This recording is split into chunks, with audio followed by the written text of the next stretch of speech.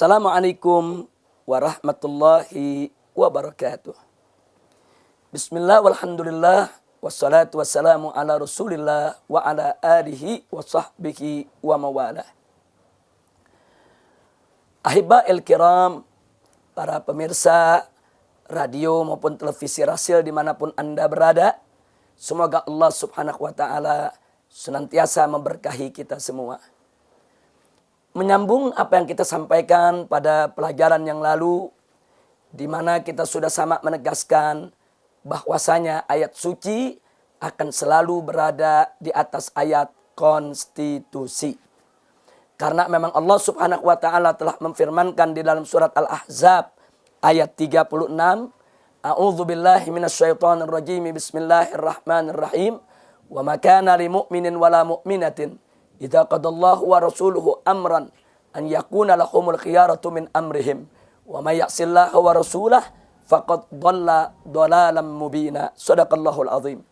Jadi dalam ayat ini sebagaimana sudah kita paparkan bahwasanya Allah menegaskan yaitu tidak ada pilihan bagi orang yang beriman laki-laki maupun perempuan di dalam urusan mereka manakala Allah subhanahu wa ta'ala dan Rasulnya sudah menetapkan yaitu dalam urusan tersebut.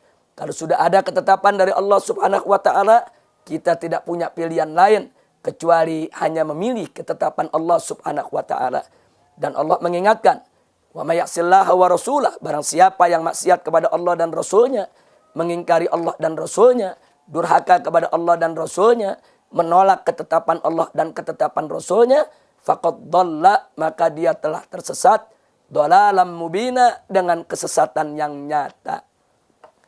Nah, oleh karenanya kaum muslimin dan muslimat rahimakumullah, kalau kita sudah nyatakan ayat suci ada di atas ayat konstitusi, maka segala ketetapan ayat konstitusi tidak boleh bertentangan dengan ketetapan ayat suci.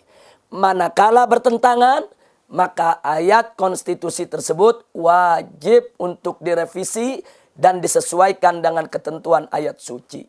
Nah, karenanya sebagai contoh dalam praktek kehidupan sehari-hari, Allah dan Rasulnya mengharamkan minuman keras. Tiba-tiba ada ketentuan perundang-undangan yang dibuat oleh negara membolehkan minuman keras. Maka kita wajib untuk taat kepada Allah dan Rasulnya dengan menolak ketetapan negara tersebut. Bukan berarti kita menentang negara, bukan berarti kita membangkang kepada negara, tapi semata-mata karena kita taat kepada Allah dan Rasulnya, dan kita mengharapkan negara ini diberkahi oleh Allah dan Rasulnya dengan tidak menentang ketentuan Allah dan Rasulnya. Jadi kalau ada sesuatu yang sudah ditetapkan haram oleh Allah dan Rasulnya, kemudian negara membolehkan, maka tetap kita harus tunduk kepada Allah dan Rasulnya. Nah, begitu juga kalau Al-Quran dan As-Sunnah sebagaimana kita ketahui sudah mewajibkan suatu perkara, tiba-tiba ada perundang-undangan justru melecehkan kewajiban tersebut, justru melarang kita melaksanakan kewajiban tadi, maka tinggalkan itu perundang-undangan dan konstitusi, kembalilah kepada ayat suci. Nah, oleh karenanya seorang muslim dan seorang mukmin sejati tidak pernah ragu untuk melaksanakan segala ketetapan konstitusi dan perundang-undangan selama sejalan dengan ayat suci dan hadis Nabi. Sebaliknya, bahwa seorang mukmin sejati pun tidak akan pernah ragu menolak segala ketetapan konstitusi dan perundang-undangan selama konstitusi dan perundang-undangan tersebut bertentangan dengan Al-Quran, bertentangan dengan As-Sunnah, bertentangan dengan putusan ijma ulama, bertentangan dengan syariat Islam, bertentangan dengan ketentuan ayat suci. Nah, karena itu sekali lagi saya ingin mengajak segenap umat Islam, yuk mari tancapkan di hati kita yang paling dalam, masukkan dalam dasar sanubari kita semua bahwa ayat suci ada di atas ayat konstitusi. Nah, muncul pertanyaan, lalu bagaimana jika ada pihak-pihak yang mengatakan sebaliknya, bahwa ayat konstitusi ada di atas ayat suci? Maka kita katakan, pertama, mungkin karena yang bersangkutan tidak mengerti akan ketetapan agama, dia tidak mengerti tentang ajaran agama yang sebenarnya. Atau yang kedua, bisa jadi mereka itu sebetulnya tahu tentang ketetapan agama, tapi sengaja mereka ingin membalikkan kebenaran.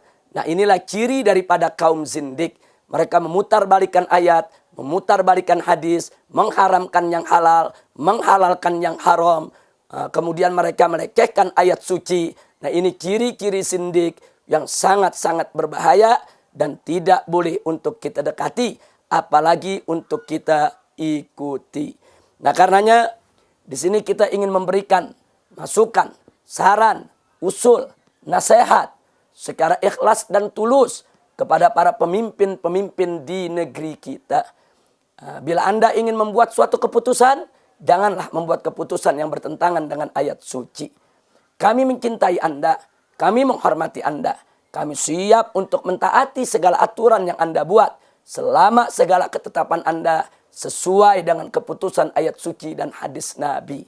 Dan maaf, manakala Anda membuat aturan-aturan yang bertentangan dengan ketentuan ayat suci dan hadis Nabi, kami tidak akan pernah segan untuk menolaknya, untuk memperingatkan Anda, dan untuk tetap menyerukan kepada Anda agar kembali ke jalan ilahi Rabbi. Jadi, kalau kami menolak ketentuan-ketentuan Anda yang bertentangan dengan ketentuan ayat suci, bukan kami melawan konstitusi, bukan kami melawan negara, bukan kami membangkang terhadap perundang-undangan. Tidak, justru kami cinta kepada negeri ini. Justru kami cinta kepada bangsa ini. Justru kami cinta kepada para pemimpin kami.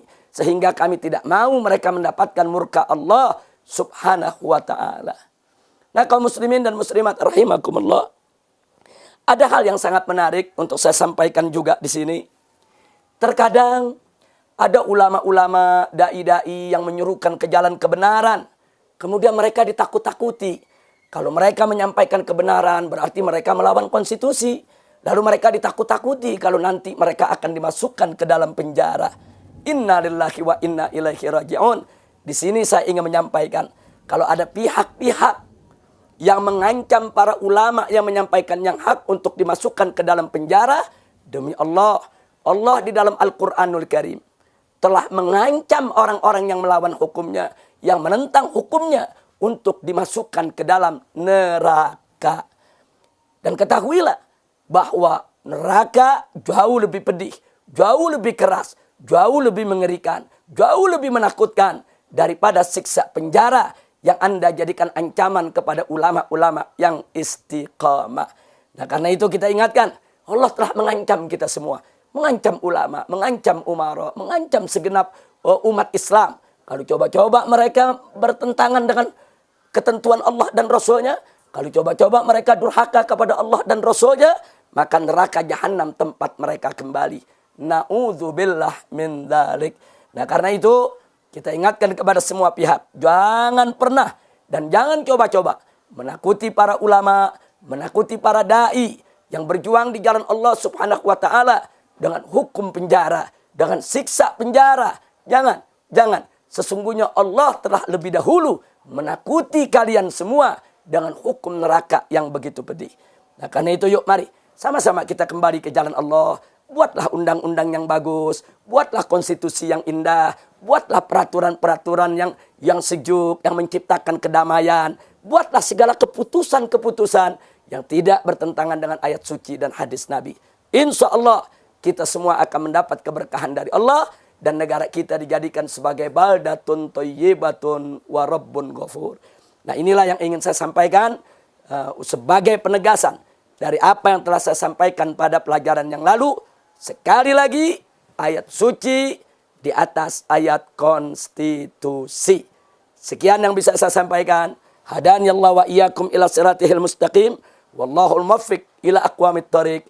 Wassalamualaikum warahmatullahi wabarakatuh.